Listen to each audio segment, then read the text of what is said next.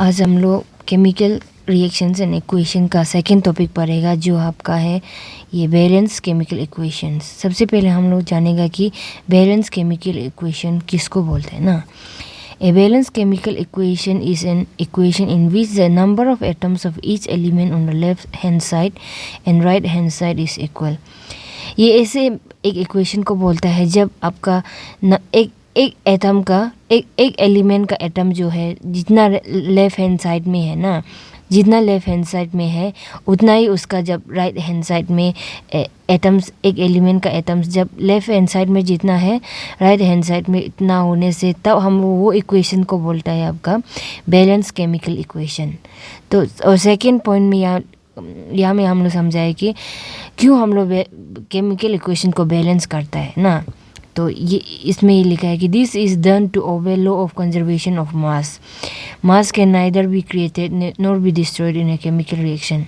ये हम लोग मास ऑफ कंजर्वेशन को ओबे करने के लिए हम लोग ये बैलेंस केमिकल इक्वेशन करते हैं, क्योंकि मास को हम लोग ना बना सकते हैं ना हम लोग उसको तोड़ सकते हैं ना।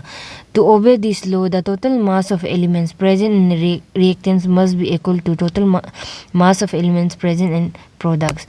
इसका अनुसार जितना आपका लेफ्ट हैंड साइड में एलिमेंट्स का मास है ना, एक एलिमेंट का मास है, उतना ही राइट हैंड साइड में उसका मास होना पड़ेगा। या तो राइट हैंड साइड में जितना मास है एक एलिमेंट का उतना उसका मास जो लेफ्ट हैंड साइड में भी होना पड़ेगा। जैसे कि आप यहाँ देख सकता है कि यहाँ में नंबर जितना, जैसे कि यहाँ में आयरन का एटम जो आपका यहाँ में एक है लेफ्ट हैंड साइड में रिएक्टेंट में, लेकिन यहाँ में प्रोडक्ट में आपका 3 है। और ऑक्सीजन का 4 है प्रोडक्ट में, लेकिन लेफ्ट हैंड साइड में आपका 1 है। हाइड्रोजन का 2 है। यहाँ में हाइड्रोजन तो यहाँ पे बैलेंस है, लेकिन आयरन और आपका ऑक्सीजन बैलेंस नहीं हुआ है। तो हम लोग बैलेंस करने के लिए तो बराबर दोनों का एटम्स को लेफ्ट हैंड साइड में जितना है राइट हैंड साइड में एक एलिमेंट का एटम बराबर करने के लिए हम लोग उसका आगे में यहाँ में कोफिशिएंट डालता है हम लोग ना, कोफिशिएंट डालता है। ये जो बैलेंस नहीं हुआ वाला ये इक्वेशन को बोलता है आपका स्केलेटल इक्वेशन। ये आपका स्केलेटल इक्वेशन और ये आपका ये नीचे वाला बैलेंस इक्वेशन, क्योंकि यहाँ में लेफ्ट साइड में एक एलिमेंट का जितना एटम्स है राइट हैंड साइड में भी इतना ही एटम्स है, बैलेंस है। यहाँ में देख सकता है कि हाइड्रोजन का आयरन का यहाँ में 3 एटम्स है, यहाँ में भी 3 एटम्स है। ऑक्सीजन का यहाँ में 4 एटम्स है और यहाँ में भी 4 है। देखो 4 इंटू किया ना, 4 जो दोनों का साथ हाइड्रोजन और ऑक्सीजन दोनों का साथ इंटू कर 4 है। और यहाँ में हाइड्रोजन का यहाँ में 8 है, 4 2 जार 8 है ना, तो यहाँ में 4 2 जार 8। यहाँ में देखो बैलेंस है, सब एलिमेंट का एटम जो बैलेंस है ना, देखो सबका इक्वल है। लेफ्ट हैंड साइड में जितना है राइट हैंड साइड में भी उतना ही, इसलिए ये बैलेंस इक्वेशन है। तो अभी हम लोग यहाँ में सीखिएगा कि यहाँ में हम लोग एक इक्वेशन को, जब अनबैलेंस वाले इक्वेशन को हम लोग कैसे बैलेंस करेगा। तो यहाँ में सबसे पहले है हम लोग कुछ स्टेप्स है जिसको फॉलो करके हम लोग इक्वेशन को बैलेंस करेगा। सबसे पहले स्टेप 1 में हम लोग को जितना भी यहाँ में एलिमेंट्स प्रेजेंट है ना, एलिमेंट्स का नाम को लिख लेना है और टेबल फॉर्म में। सेकेंड में आपका रिएक्टेंट में एक पर्टिकुलर एलिमेंट का कितना एटम है और प्रोडक्ट में एक पर्टिकुलर एलिमेंट का कितना एटम है उसको हम लोग यहाँ लिखना है। यहाँ में आप देख सकते हैं यहाँ में रिएक्टेंट में आयरन का आपका 1 एटम है ना, लेकिन प्रोडक्ट में उसका 2 एटम है। और हाइड्रोजन का यहाँ में रिएक्टेंट में 2 है और यहाँ में इसके बाद यहाँ में आपका प्रोडक्ट में भी 2 है। सॉरी यहाँ में हम 2 लिखना था, प्रोडक्ट में भी 2 है। ये बैलेंस है, हाइड्रोजन बैलेंस है। उसका बाद ऑक्सीजन का यहाँ में रिएक्टेंट में 1 है और यहाँ में प्रोडक्ट में देखो आप देख सकता है कि इसका एटम 3 एटम है। इधर में देखो यहाँ में 3 है, यहाँ में 3 एटम्स है ऑक्सीजन का ना आपका प्रोडक्ट में। तो सबसे पहले हम लोग टेबल फॉर्म में बना लेना है जितना एटम्स प्रेजेंट है एक रिएक्शन में। लेफ्ट हैंड साइड में जितना रिएक्टेंट्स है राइट हैंड साइड में एक पर्टिकुलर एलिमेंट्स का कितना एटम है। सेकेंड में आपका हम लोग को क्या करना है कि balance the atom which is maximum in number on either side of chemical equation. Example in above equation oxygen atom is maximum on right hand side. To balance the oxygen we multiply oxygen of left hand side by 4 so the number of oxygen atoms becomes equal on both sides। तो हम लोग chemical equation को balance करने के लिए सबसे पहले हम लोग जिसका नंबर ऑफ एटम्स, एक एलिमेंट, जो एलिमेंट का नंबर ऑफ एटम सबसे ज़्यादा उसको हम लोग लेगा। यहाँ में हम लोग देख सकते हैं कि ऑक्सीजन एटम का ऑक्सीजन एलिमेंट का आपका नंबर ऑफ एटम सबसे ज़्यादा है। आप यहाँ पे देख सकते हैं, यहाँ में देखो ऑक्सीजन का 3 एटम्स है राइट हैंड साइड में। तो सबसे ज़्यादा नंबर ऑफ एटम्स तो ऑक्सीजन का हुआ ना। तो सबसे हम लोग कन्वेंशनली जो AG बनाने के लिए सबसे पहले हम लोग ऑक्सीजन को बैलेंस करेगा ना। ऑक्सीजन को बैलेंस करने के लिए हम लोग यहाँ में लेफ्ट हैंड साइड में 1 है, यहाँ में 3 है ना। तो ऑक्सीजन को बैलेंस करने के लिए हम लोग सबसे पहले ऑक्सीजन को हम लोग जो है उसको बैलेंस करने के लिए ऑक्सीजन को हम लोग लेफ्ट हैंड साइड में हम लोग 4 से मल्टीप्लाई करेगा। 4 से देखो यहाँ में हम लोग ऑक्सीजन को 4 से मल्टीप्लाई करेगा ना। सॉरी, यहाँ में 4 था, यहाँ में 4 है, Fe3O4 है। यहाँ में 4 से मल्टीप्लाई करेगा क्योंकि यहाँ में 4 है, लेकिन यहाँ में 4 है, लेकिन यहाँ में 1 है ना। तो यहाँ में इसको भी 4, लेफ्ट हैंड साइड में भी 4 बनाने के लिए हम लोग 4 से मल्टीप्लाई करेगा। 4 से मल्टीप्लाई करने से देखो यहाँ में आपका ऑक्सीजन का, यहाँ में लेफ्ट हैंड सबसे पहले ऑक्सीजन को कर रहा है तो लेफ्ट हैंड साइड में भी ऑक्सीजन का एटम 4 नंबर 4 हो गया, यहाँ में भी 4 है। तो ऑक्सीजन बैलेंस हो गया ना इधर में। तो सेकेंड स्टेप में हम लोग थर्ड स्टेप में now the number of hydrogen atoms become 8 on left hand side which is more than that on right hand side. To balance it we need to multiply the hydrogen on left hand side by 4। तो इसका ये मतलब है कि आपका यहाँ में देखो ऑक्सीजन तो बैलेंस हो गया, देखो ऑक्सीजन यहाँ में भी 4 है, यहाँ में भी 4 है, यहाँ में भी 4 बन गया ना। लेकिन हाइड्रोजन तो 4 2 जार 8 बन गया ना लेफ्ट हैंड साइड में, लेकिन राइट हैंड साइड में 2 है सिर्फ। तो हम लोग इसको राइट हैंड साइड में भी 8 बनाने के लिए हम लोग ये H2 को 4 से इंटू करना है। देखो 4 2 जार 8, यहाँ में 4 2 जार 8 अभी बराबर हो गया ना, हाइड्रोजन भी बैलेंस हो गया ना यहाँ पे।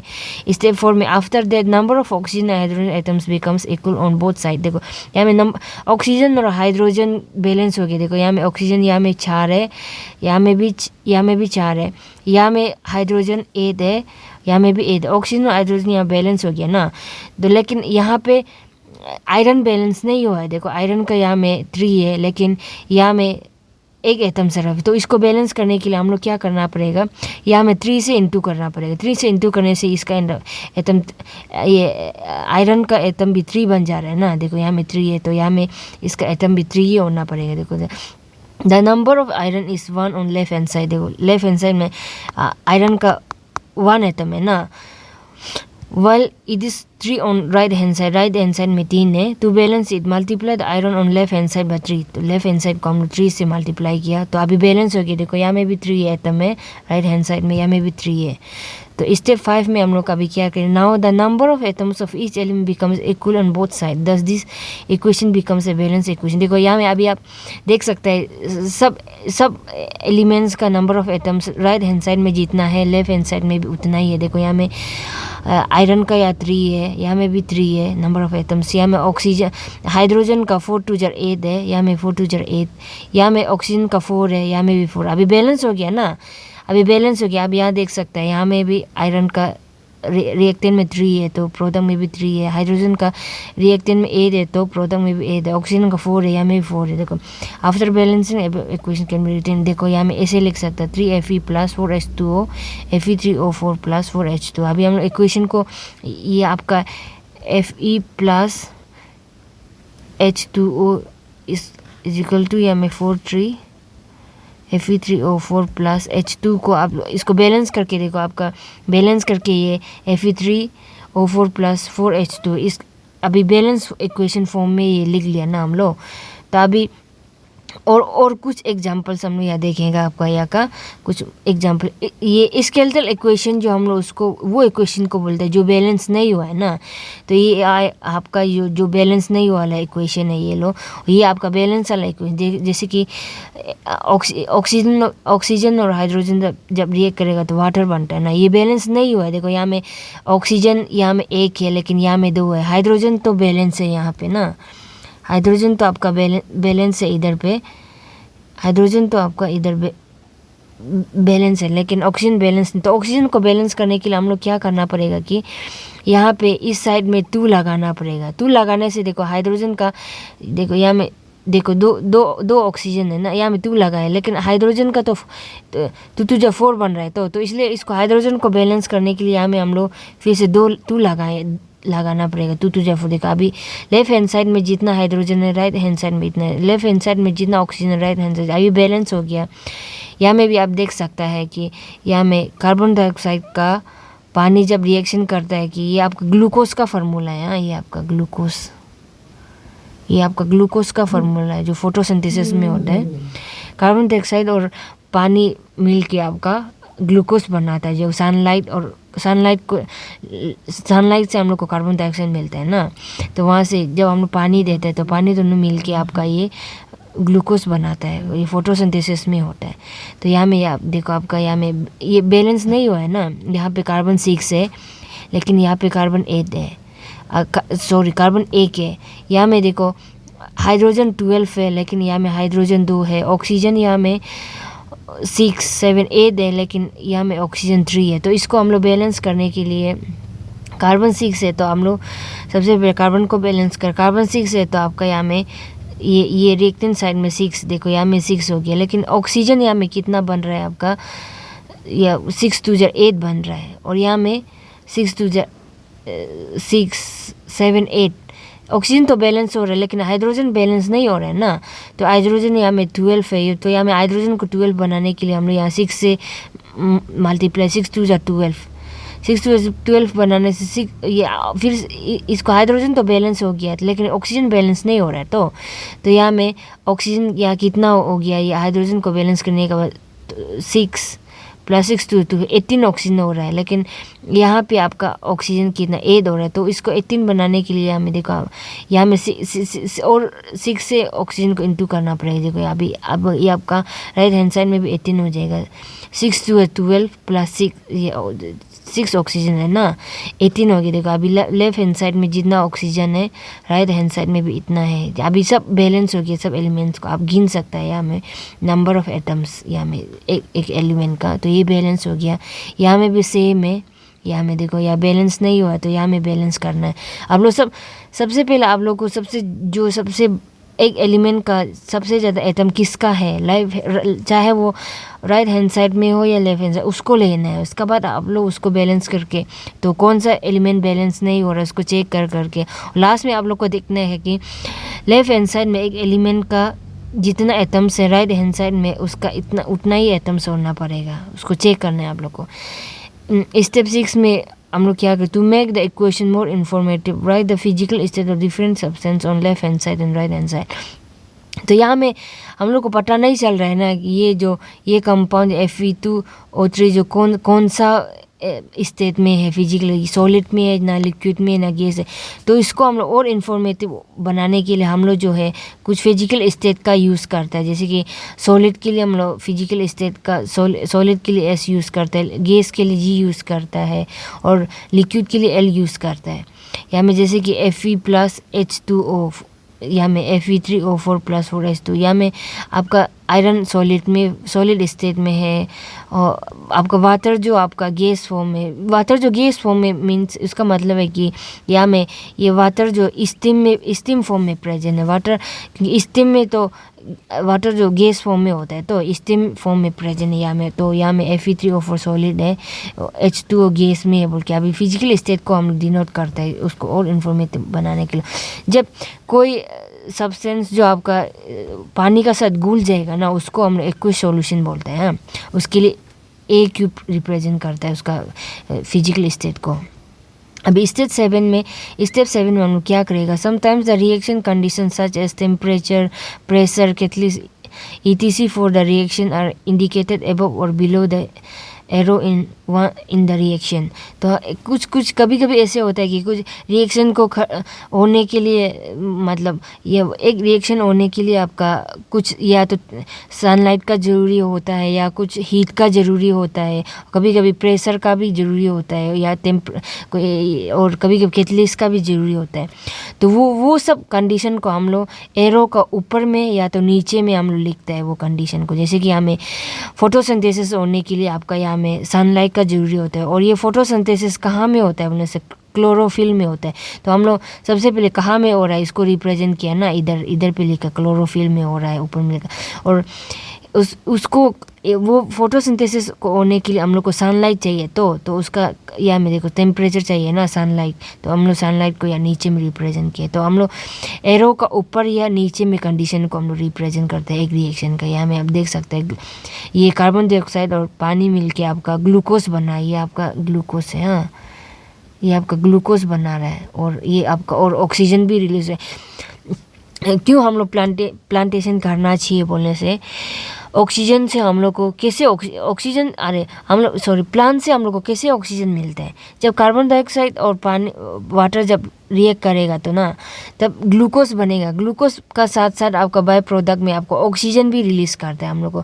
तो हम लोग जैसे बोलते हैं ना, हम लोग को पेड़ पौधा हम लोग को ऑक्सीजन देता है और कार्बन डाइऑक्साइड को रिमूव करता है। कैसे रिमूव करता है बोलने से, वो कार्बन डाइऑक्साइड को वो लोग ग्लूकोज बनाने के लिए यूज़ करता है, उसको वो लोग का रिएक्टेंट में चाहिए होता है ग्लूकोज बनाने के लिए। और बाय प्रोडक्ट में वो ऑक्सीजन हम लोग उसका कार्बन डाइऑक्साइड को वो लोग लेता है और ऑक्सीजन को बाय प्रोडक्ट में हम लोग को देता है, वो जो यहाँ में ऑक्सीजन गैस इवॉल्व हो जाता है यहाँ से। तो ये है आपका फोटोसिंथेसिस का रिएक्शन। तो आई होप आप लोग ये टॉपिक को समझ में आया हो। आप लोग को नोट्स को वो में लिंक नीचे लिंक में हम वो भेज देगा, आप लोग टेलीग्राम चैनल से नोट्स कर लीजिएगा। ये बहुत इम्पोर्टेंट है। आप लोग यहाँ में स्टेप्स को याद रखना नहीं है, आप लोग को बस दिमाग में याद रखना है कि हाँ ये स्टेप होता है। बस आप लोग को रिएक्शन दे देगा। जैसे कि आपको यहाँ में कुछ क्वेश्चन में ऐसे पूछेगा कि बैलेंस द केमिकल इक्वेशन, आप लोग को ऐसे पूछेगा balance the chemical equation balance the chemical equation बोल के आप लोग को या तो आपका सेंटेंस फॉर्म में लिख देगा रिएक्शन को, या तो आप लोग को वर्ड्स फॉर्म में लिख देगा। कल आपको बताया था ना केमिकल रिएक्शन को हम लोग सेंटेंस में, वर्ड्स में और केमिकल फार्मूला में रिप्रेजेंट कर सकते हैं। वो तीनों फॉर्म में आप लोग कोई भी फॉर्म में दे देगा, और आप लोग को इक्वेशन में बना के उसको बैलेंस करना है। ऐसे जैसे कि आपको Fe+H2O ऐसे लिख के इसका प्रोडक्ट में Fe2O4+H2 ऐसे लिख देगा। इसको आपका बैलेंस है केमिकल इक्वेशन। आप लोग इसको बैलेंस करना, आपको वही इस पूरा स्टेप को करना नहीं है, बस आप लोग को दिमाग में रखना है कि हाँ ये स्टेप होता है। तो आप लोग इसका भी बैलेंस करने के लिए आप लोग अगर वो स्टेप दिमाग में है बोलने से आप लोग अभी डायरेक्ट याद कर सकते हो यहाँ पे ऑक्सीजन का 4 है, तो हम लोग को लेफ्ट हैंड साइड में भी 4 बनाना है। तो ये इसको 4 बनाने के लिए हम लोग यहाँ से कितना मल्टीप्लाई करना पड़ेगा, 4। देखो अभी ऑक्सीजन का यहाँ 4 हो गया, यहाँ पे भी 4 है। अभी आप हाइड्रोजन का देखो, यहाँ में 4 2 8 हो रहा है लेफ्ट हैंड साइड में, और लेकिन यहाँ में तो प्रोडक्ट में तो आपका 2 है। तो इसको 8 बनाने के लिए हम लोग कितना इंटू करना पड़ेगा, 4 से इंटू करना पड़ेगा। देखो 2 4 8। अभी आपका ये भी हाइड्रोजन भी बैलेंस हो गया, ऑक्सीजन बैलेंस हो गया, लेकिन आप यहाँ देखने से आपका लेकिन आयरन तो बैलेंस नहीं है ना, आयरन 2 है, तो आपको यहाँ में 2 से इंटू करना पड़े। तो देखो अभी सब बैलेंस हो गया, यहाँ में 2 आयरन है, यहाँ में भी 2 आयरन, यहाँ में 4 ऑक्सीजन है, यहाँ में भी 4 ऑक्सीजन है। देखो यहाँ में 4 2 8 हाइड्रोजन है, यहाँ में भी 8 हाइड्रोजन। अभी बैलेंस हो गया। आपको ऐसे देगा बैलेंस द केमिकल इक्वेशन, लेकिन आपको पूरा स्टेप लिखना नहीं है, दिमाग में रखना है हाँ ये होता है बोल के। तो आई होप आज हम जो समझे आप लोग समझ में आया हो। Thank you for watching the video.